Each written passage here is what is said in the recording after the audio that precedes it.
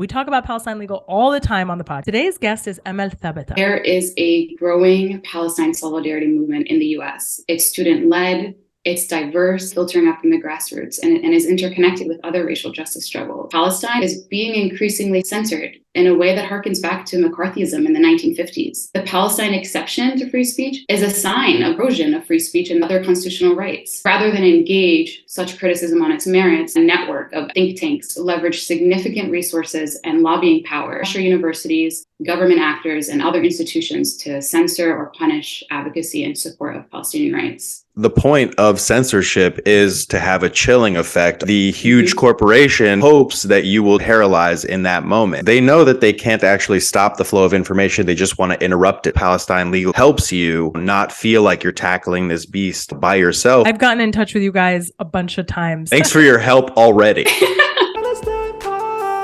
Hello and welcome to episode 88 of the Palestine Pod, the weekly podcast where we break down the latest headlines dealing with Palestine from all over the world and bring you stories, commentary, and interviews with the aim of supporting the Palestinian struggle for decolonization, justice, and equal rights. I'm one of your hosts, Lara E. You might know me from Instagram as @GazanGirl, and I'm joined by my co-host, Mikey B. What's up, y'all? Mikey B on TikTok, Michael Schertzer on Instagram. And you can call me Mikey Intifada if you literally called for the wiping out of a town. Before we get into today's episode, please like, comment, and subscribe if you hang out with us on YouTube. If you're listening on a podcast app, subscribe and leave a review. As always, you can find our full episodes and sources on PalestinePod.com. And if you want to get involved in the conversation, reach out to us at PalestinePod@gmail.com and give us a follow on Instagram at the Palestine Pod. Find us also on Patreon, where you get early access to the Palestine Pod episode, an additional podcast per week. The Patreon Pod, it's a little more laid back. We talk politics, Palestine, pop culture, and get a little more personal. We're also hosting our monthly Zoom happy hours with our Patreon subscribers only. So really exciting stuff. Check us out on patreon.com/PalestinePod. Today's guest is Amal Thabateh. She's the Michael Ratner Justice Fellow at Palestine Legal, where she challenges the censorship, surveillance, and suppression of advocates of Palestinian liberation. She earned her JD from CUNY School of Law, where she was a Sorensen Center for International Peace and Justice Fellow, a Public Interest Merit Scholarship, and she served as a senior staff editor for the CUNY Law Review. Amal, welcome to the Palestine Pod. Thank you so much for having me, Lara and Michael. It's a pleasure to be here. Also, what a resume. Thanks. I also read the short version, so I have severely downplayed her accomplishments. It was like accolade. No, that version was perfect. So let's get started just by having you tell us about Palestine Legal. We talk about Palestine Legal all the time on the podcast. We're constantly referencing Palestine Legal's work. But for those who are maybe just tuning in for the first time, tell us about Palestine Legal. What is it? When and why did the organization start? And what kind of work do you do? Thanks so much for the introduction, Lara. So for those of you that aren't familiar with Palestine Legal, we are a nonprofit legal and advocacy organization supporting Palestine activism and bolstering the grassroots movement for Palestinian rights. We defend the civil and constitutional rights of people in the US who speak out for Palestinian freedom. And we do that by advising them on legal questions, advocating on their behalf, and by educating people so that they can be an advocate for themselves. We also document and track tactics being used to silence advocates for Palestinian rights, including repressive legislation. To give sort of like broader context, we were founded in 2012, so we actually just celebrated our 10-year anniversary last year. We were founded by our director, Dima Khalidi. We primarily have 3 offices in Chicago, California, New York, but our team is expanding. So we're now a staff of 11, and we have some folks in Michigan and down in Texas. But we can assist advocates anywhere in the country. Yeah, I've gotten in touch with you guys a bunch of times when we were being, Thanks for your help already. Oh no, that's not usually a good thing when people are like, we've spoken to you. No, before. you do a great job. And I mean, obviously we're clear targets, so it makes sense for us to have had to reach out to you. Definitely. We've reached out, notably with respect to the censorship that we faced on social media when trying to advocate for Palestinian liberation. It's been really helpful to just get that immediate feedback about, okay, what can we do? Especially in the moment, because the moment is so essential, especially when you're on social media and you're trying to raise awareness about an injustice which is happening right now. So it's been very helpful to be able to liaise with you guys. The point of censorship is to have a chilling effect on the person posting content. The huge corporation hopes that you will freeze and paralyze in that moment, which a lot of people do. It's an understandable reaction. But having that legal contact, Palestine legal, helps you not feel so alone, not feel like you're tackling this beast by yourself, because there's this group of people who are trained to help and get results in this type of situation. So what do you think today is the biggest challenge for those who are advocating for Palestinian liberation in the U.S.? There is a growing Palestine solidarity movement in the U.S. It's student-led, it's diverse, it's dynamic, and it's increasingly filtering up from the grassroots and is interconnected with other racial justice struggles. So over the last decade, a dynamic movement in support of Palestinian human rights, particularly active in U.S. colleges and campuses and universities, has helped raise public awareness regarding Israel government's violations of international law, as well as the role of corporations and the US government, of course, in facilitating these abuses. So this activism, fueled by Israel's increasingly destructive assaults on Gaza, presents a robust and sustainable challenge to the longstanding orthodoxy in the United States that excuses, justifies, and otherwise supports discriminatory Israeli government policies. So in response to these calls for freedom, equality, and justice for Palestinians, advocates have been met with efforts to chill and censor and punish. There's this huge fear, a shift in domestic public opinion. Israel's fiercest defenders in the US, a network of advocacy organizations, public relations firms, and think tanks, have intensified their efforts to stifle criticism of Israeli government policies.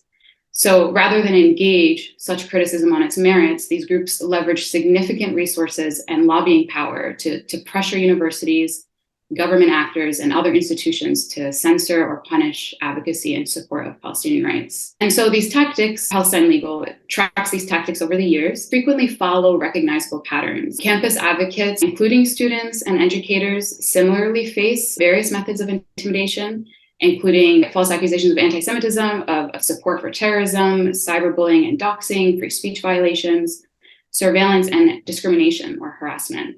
And so one of the most common tactics that we've documented and really lays the foundation for many other forms of repression and harassment are false accusations of anti-Semitism. And by relying on anti-Palestinian, anti-Arab, anti-Muslim tropes, smear campaigns falsely portray activists who support Palestinian freedom as either violent or anti-Semitic. So, some groups also accuse Arab American, Muslim, or other Palestine solidarity activists of supporting or sympathizing with terrorism, which, is a really inflammatory charge, often lodged without any evidence. And these conflations are problematic for a lot of reasons, but most notably because it silences meaningful conversation about Palestinian rights and distracts from genuine forms of hatred and anti-Semitism. We see institutional actors, primarily in response to pressure from Israel advocacy groups, erect a bureaucratic barrier to thwart efforts to discuss abuses of Palestinian rights, and occasionally even cancel events or programs altogether. So we see university officials routinely erecting administrative obstacles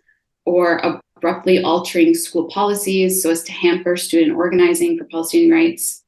And measures include often creating roadblocks to reserving rooms or forcing students to obtain advance approval for events or pay really heightened burdensome security fees or to attend mandatory meetings with administrators. And there's so many examples of this. We see Students for Justice in Palestine groups all over the country organizing events, panels, conferences, discuss Palestine, and they're consistently met with efforts to silence them. So just to give a few examples, just last May, last year, the SJP student group at John Jay College of Criminal Justice partnered with their student government to host a Palestine Lives conference. And the conference was scheduled for May 14th, just ahead of Nakba Day, a holiday that commemorates the forced expulsion and ethnic cleansing of nearly 800,000 indigenous Palestinians from their land. And after weeks of planning and submitting the necessary paperwork, students were informed just days before the event was scheduled to take place that it had to be indefinitely postponed. Even though the students had followed all the same steps as they regularly do for campus events, the administrators made vague claims that the students didn't follow proper protocols, without ever providing an explanation of the specific protocols that had not been followed. And, really ignoring the significance of the timing of the event, administrators just told students, that they could reschedule the event for a later date after the students complained about the censorship of their event. And then also earlier in the year, in April, at UC, the Diversity, Equity, and Inclusion Office issued a statement ahead of a campus talk by Rutgers University professor Nuda Edikat, mischaracterizing the talk, calling it exclusionary and unrepresentative of university values, and incorrectly denied the fact that the office had actually sponsored the talk. And so a week later, the office issued another statement apologizing for the misleading statement regarding the sponsorship for the talk, but still called the title of the talk, Unfinished Business, Zionism as Racism and Racial Discrimination, offensive. And so even though the event went on as scheduled, the title of the event was missing on the list of events. And so sometimes the consequences are a lot more severe than event cancellations or alterations. Sometimes universities suspend student groups, they deny tenure to faculty, or they fire them outright in response to their criticism of Israel. We see a lot of meritless lawsuits and legal threats, which come from a variety of Israel advocacy groups. And we see a lot of legislation targeting advocacy for Palestinian rights. These bills generally fall into two categories. There are like anti-BDS legislation and then anti-Semitism definition measures. And so these are just some of the biggest challenges that Palestine advocates face. All of these tactics individually and in the aggregate, and the First Amendment rights of people who seek to raise awareness about Palestinian human rights abuses, seek to challenge the dominant perspective in this country, which discounts Israel's discriminatory and violent government policies. Isn't it interesting that U.S. colonial society was founded on a boycott, and now they're like, we can't boycott anymore. At least not this specific human rights violator. The example that you gave, I think, is really key, because part of the strategy, I think, for trying to suppress speech related to advocating for Palestinian freedom is trying to trap Palestinians or their allies in all sorts of procedure, right? So you can have your event, but we're going to cancel it today, but you can have it later, but we don't know when later is. And, if you can have it under this name, or maybe not with this speaker or whatever. Right. And it's very similar to what's happening on social media when we see the suppression of content related to Palestine, because in the moment we are trying to draw attention to an essential human rights violation, which is happening. The post or the story will get deleted. We will be trapped in all sorts of procedure trying to get it back, trying to draw attention to the fact that no, this isn't hate speech. This shouldn't have been deleted for violence or dangerous organizations. We're trying to draw attention to the fact that we're the victims here of crimes. This was actually a threat against me that I'm posting. Right. So you do that. You try to draw their attention if you can through the options that exist in the applications, or if you're lucky, you have a direct contact at, Meta or Instagram or whatever. And they may come back and say, oh, we're sorry, that was removed by mistake. And that's what's happened nearly 100% of the time, if not 100% of the time. Anytime the Palestine Pod or Michael or myself have been censored, we are told, oops, we shouldn't have done that. We've restored your content. And they said it about a story, which gets deleted after 24 hours anyways. 100%. So it's like, your content, which is already would have been deleted normally, it's restored. You've restored dead content. Like, what are you bringing that shit back to life? You doing alchemy out here, my boy? Like, what are we talking about? And that's exactly what happened to me the last time that I was censored for posting about the pogroms in Nablus and Hawara. All of my posts were deleted. All of my stories were deleted for constituting alleged hate speech. I contested every single one of the deletions. Nothing happened when I did it through the app. So I reached out to the contact that I have at Meta and I said, please help. All of this has been removed. Everything that I'm posting is getting deleted the instant it's being posted.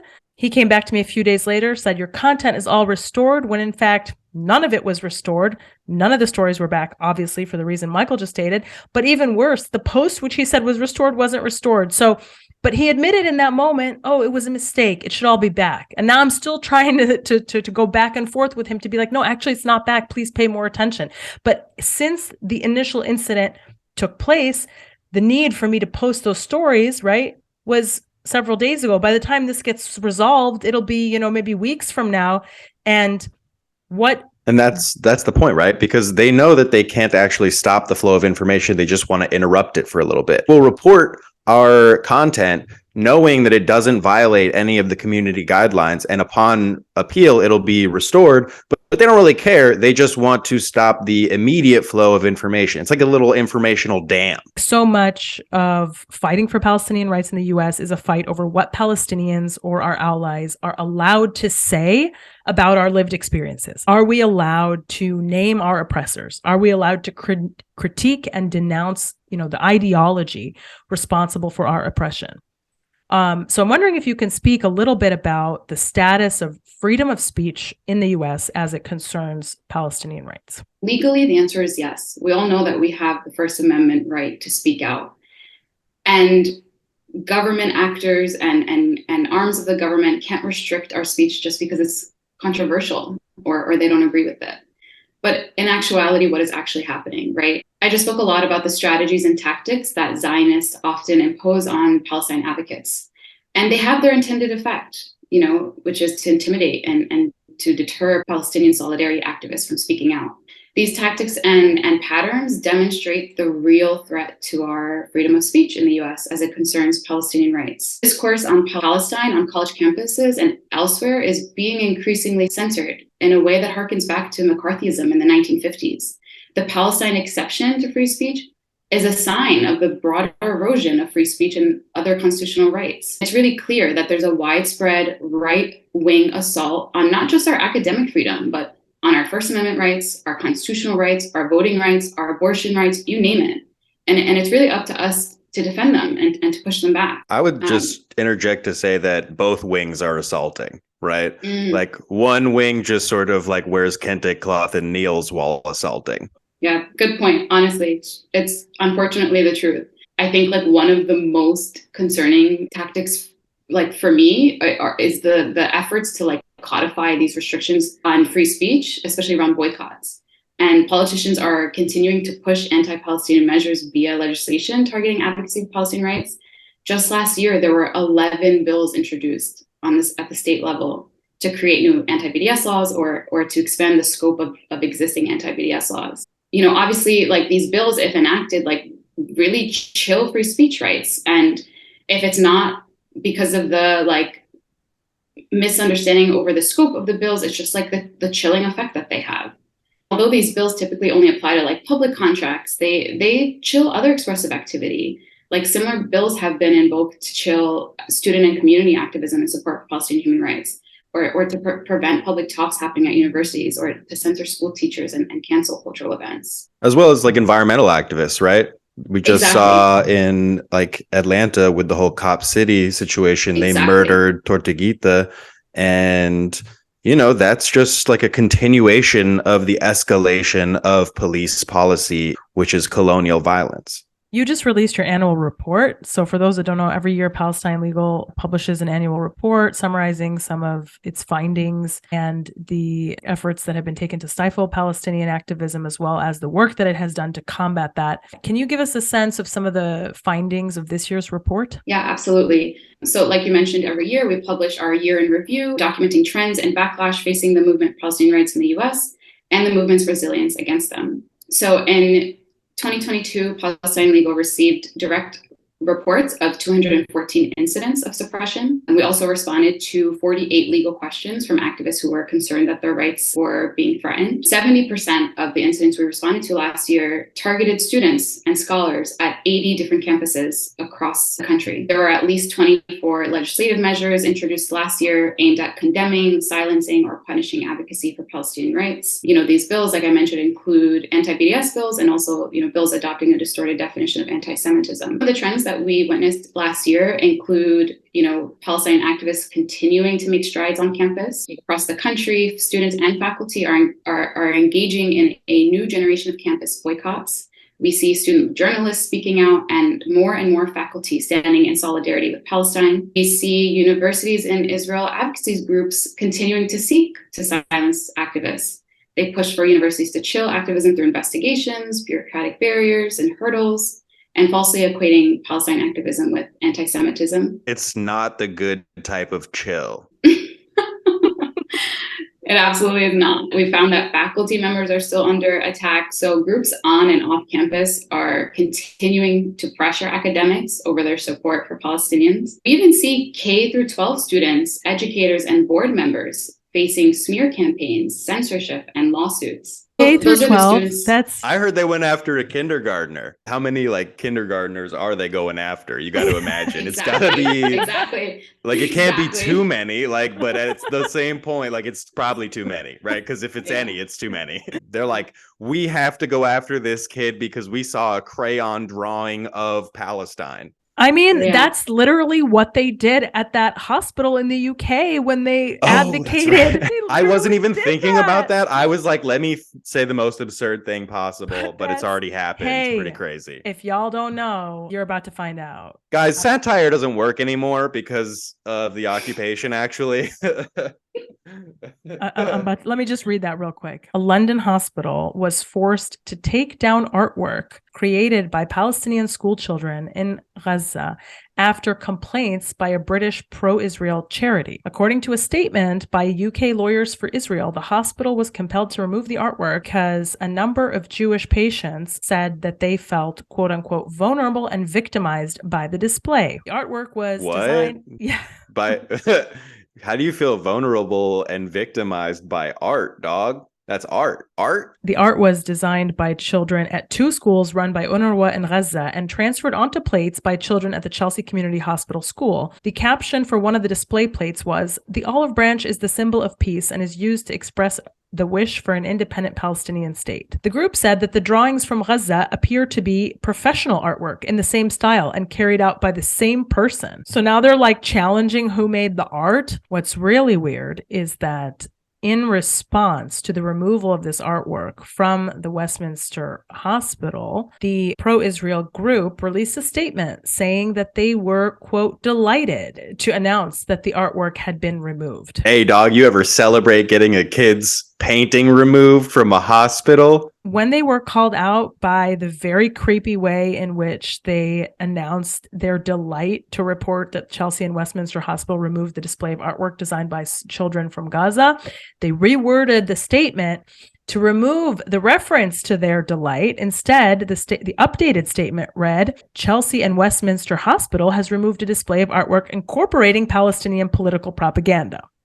So they had to couch it, right? Because their initial glee, when they announced that, oh, the Palestinian children's art is gone, it was really creepy for everyone who saw that. And they were like, oops, we can't actually show our true nature. So then they went back and they were like, oh, it was Palestinian political propaganda. So we had it removed. And that's what's happened, right? But the first statement, which is the one that tells you how they really feel, let's not forget, they said, "We are delighted to report that the hospital has removed a display of artwork designed by children from Gaza." They were delighted that the children's art was removed. They tried to unsend a text in real life. You know what I mean? It's like, we already saw it. We all saw what you said, you weirdos. Message read. You know what I mean? Like, what are you doing, bro? Like, that's not how shit works. We're not just seeing discriminatory treatment on campuses, but we're also seeing it, off campus. So we've seen a lot of discrimination happening in people's workplaces. So a lot of like employees coming to us being like, I spoke about Palestine on like my social media platform, or I'm trying to bring support for Palestine in my workspaces, and I'm being targeted for it, or like I'm being discriminated against because of it. And you raised this earlier, but also like censorship on social media. That's so real. Social media companies are repeatedly censoring Palestine solidarity organizers. And we're seeing a lot of that happen, notably last year in 2022. One of the very famous cases of Palestinians who were retaliated against was the case of Steve Salaita, Professor Steve Salaita, who lost his tenured professor position at U of I and eventually settled with U of I. When you see these cases of retaliation and attempts to punish Palestinians for speaking out, whether it be on campus, whether they be professors. It was Dr. Cornel West who lost tenureship at Harvard. Yeah. So when you see that kind of thing happening, whether it be on campus or off campus, like in the workplace, what are the results? Like, I mean, are people getting their jobs back when they get fired? Are they settling out of court? Are they getting absolutely absolutely no justice? Because the reality is the work is risky, right? The work is very risky. If you want to what are the vibes? What are the vibes like if you're taking on like the most powerful intelligence apartheid apparatus to ever exist? Like, what are the vibes? My experience with being at Legal for almost 2 years now, I get this question a lot. Like, my friends and family are always kind of asking me, like, well, so what happens? Like, do these people get remedy? Like, do they sort of like, are they restored in the end? I like to think that, like, most of the times there are successes in stories, and where there are, especially students, where there's like discrimination or free speech violations happening on campus, students that go to like public universities, that's where it's really like, you messed up. Private universities, I think it's a little bit more difficult. And I think in the cases where there's like professors that are at risk of like losing their jobs, I haven't seen that many stories personally. I think like in the 1 or 2 cases that I've seen or witnessed firsthand, like we've been able to get involved and like really support these people through these processes and like attend meetings with them and like really speak about why their social media presence or speech on social media really has nothing to do with the fact that they're a teacher at this school. Not being like too optimistic, but also not trying to be pessimistic. Like, I really think I like to think that most of the times like these people are able, are restored in the end. But hey, we love a positive answer. We weren't hoping you were like, it's soul crushing, nobody comes out alive, like it's a gauntlet nobody wants. Like, that's not what we were hoping for. It's nice to hear some good news, right? It's nice to hear that most people come out whole. They, aren't terribly like scarred forever. It's mostly okay, right? Like, that's nice. Yeah. And maybe in fact, we don't hear about those cases as often because they have happy endings, right? The ones that we're familiar with are the ones where the retaliation stuck and then, there was no remedy. And those are the ones that become, infamous. Keeping on the thread of good news, can you share with us what some of the biggest wins have been for the Palestinian liberation movement in the U.S. this last year? I've been speaking a lot about all the different strategies and tactics of repression, but there is certainly a strength through unity and resistance. We really see the tide turning. We see an increased awareness of and opposition to Israel's treatment of Palestinians. And even in the face of these repressive measures, we see SJP chapters growing, BDS wins accumulating, and they're filtering up from the grassroots to decision makers. We know that Israel and its allies are desperate to suppress advocacy for Palestinian freedom because they can't win on the moral argument. Israel's repressive measures will fail because the movement can't be bullied into silence. And so more and more people of conscience are understanding that our fundamental rights are at stake. And if we don't resist attacks on our movements, that will always be the status quo. And so just to share some wins, the DC Superior Court ended a 9-year harassment campaign against the American Studies Association and several of its members over its historic 2013 academic boycott resolution. And so this victory comes as Israel is intensifying its attacks on Palestinian civilians and underscores the importance of boycotts and other campaigns for Palestinian rights. Legals filed an amicus brief urging the DC Court of Appeals at an earlier stage of the case to dismiss the lawsuit, because it was filed to scare professors from supporting the academic boycott of Israel. Last year, students at Arizona State University successfully hosted a talk by popular Palestinian student and journalist Mohammed El-Kurd after a month of delays and a push by fellow students to invoke a distorted definition of anti-Semitism to block their event. The student organizers from the Palestine Cultural Club and from SJP invited El-Kurd to speak about Rivka, his poetry book. And when a student government committee attempted to condition the approval of the event on El-Kurd from criticizing Israel, refraining from criticizing Israel, Palestine Legal warned ASU that doing so was a violation of the First Amendment. And student government approved the event the very same day. Yeah, that'd be a tough sell, huh?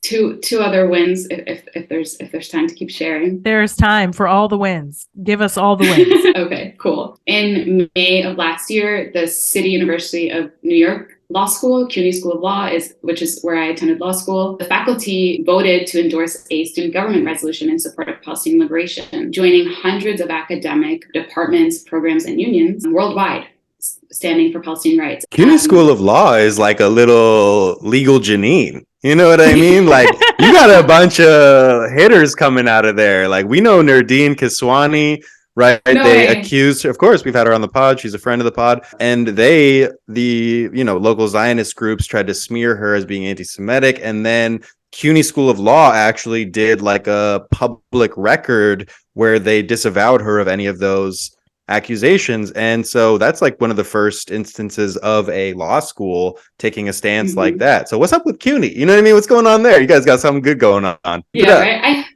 I hope so. CUNY is often a target for sure. I think like it's a hub and a hotspot for sure. And there are a lot of Palestine advocates and activists there, but I also think that makes it a really clear target for Zionists. And that's why CUNY is always like in the news. One last success to share. Last April, the Harvard Crimson, a student newspaper, published an editorial titled "In Support of BDS and a Free Palestine." That was huge. And the editorial board expressed its support for Palestinian dignity and freedom, reversed its previous position against BDS. Yeah, because Harvard's very Zionist. I mean, Harvard is no CUNY, so that is a big move because they're starting from a very different position. Well, that's, I mean, where Dr. Cornel West was working, and he was supposed to get tenureship. He already had it at one point, and then he left and came back, and they just wouldn't give it to him again. Let's turn to the question of U.S. policy. So we are regularly in critique of U.S. policy on the Palestine Pod.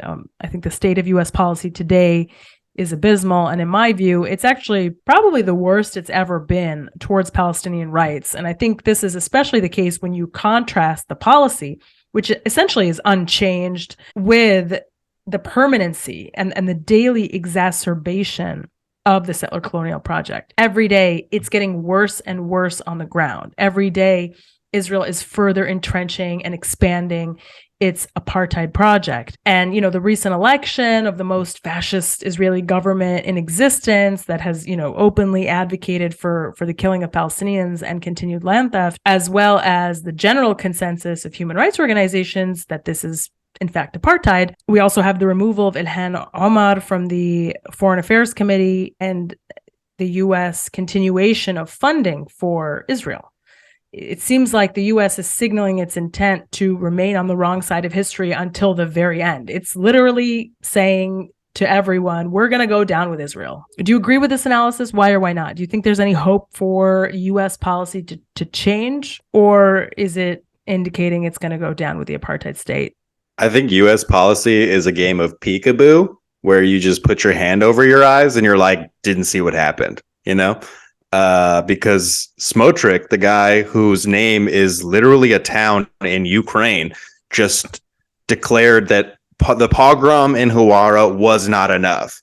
He wants the actual military and government facilities dedicated to wiping a town off the map, which is insane, right? Because they have for years said that From the River to the Sea was a call for genocide to wipe off the map. And now here you have a government official actually saying those words. I literally just typed in wipe off the map Israel. You know what comes up? The fucking misquote from Ahmadinejad in Iran, like 2004. They're still trying to say that he said something he didn't say when they are in fact saying the quiet part out loud. And then this motherfucker is about to come to the United States and be received as like a government official. Some Jewish groups, to their credit, are calling for a boycott. Not enough. And it's like, honestly, I'm just confused how somebody who literally called for genocide can get like clearance to enter the United States. I have a friend who has a felony who can't enter Canada. Like, what's up? Do I have any hope in the U.S. government or U.S. policy shifting to support or free Palestine? Absolutely not. I don't think the U.S. or any other state or government is going to free Palestine. It's the grassroots organizers, the activists, and armed resistance on the ground that's going to free Palestine. There's no possible justification for a system built around the institutionalized and prolonged racist oppression of millions of people. Apartheid has no place in our world, and states that choose to make allowances for Israel will find themselves on the wrong side of history. Governments who continue to supply Israel with arms and shield it from accountability are supporting a system of apartheid, undermining the international legal order, and exasperating the suffering of Palestinian freedom. Being on the wrong side of history is never a comfortable position, but that's exactly where the US, Israel, and its closest friends are. For years, we all know there's been a strong and historic relationship between Israel and the US, and it's fortified by deep security cooperation and nearly $4 billion in U.S. military aid each year. An unbreakable bond, they say. Mm-hmm. All these years, America has been telling the world that it's committed to a two-state resolution and a viable Palestinian state side by side with a secure Israel. The very idea of a two-state solution is an American construct. And so I really don't have any hope that, the policy or the sort of stance on Palestine and Palestinian freedom will change from the US. What I do think is that this relationship isn't immune to eternal pressure. In recent years, we're seeing more voices, even within the Democratic Party, they're more willing to call out human rights abuses. They're slowly being joined by more and more moderate Democrats, some of whom were considered to be like Israel's strongest advocates on the Hill. And so I think this tonal shift, is happening, and it's not limited to Washington. Ordinary Americans are also like shifting, and there's a notable shift in public opinion. But again, I don't think that's going to come from U.S. policy or the U.S. government. I think that's happening. It's all being, caused by activists and advocates and organizers on the ground. So you think my friend in Canada is going to be able to get in, or what? I don't know what your friend. Can I ask a quick follow-up question? How much Sure. of Palestine Legal's work then is focused on things like lobbying? Do you dedicate any time to this or not at all? We don't dedicate much time to lobbying. Capacity constraints don't allow us to engage in lobbying that much, but we try our best really to support those that are doing the work. So we're really connected with organizations and people that are doing that work and try our best to support them in however ways that we can, whether it's like providing resources, like amplifying their calls or direct actions. But unfortunately, we're not doing that direct work. How can our listeners best support the work of Palestine Legal? There are a lot of different ways to get involved depending on your capacity. So first and foremost, our work is in service of the movement. So people speaking out about Palestine and educating and organizing others is the best long-term support. For people helping sustain Palestine Legal in particular and expand our ability to provide free legal support to activists, they can donate. Our work is funded mainly by donations from people across the country. For people who want to contribute their time and attention, they can follow us on social media and subscribe to our email list and amplify activist stories and pick up the phone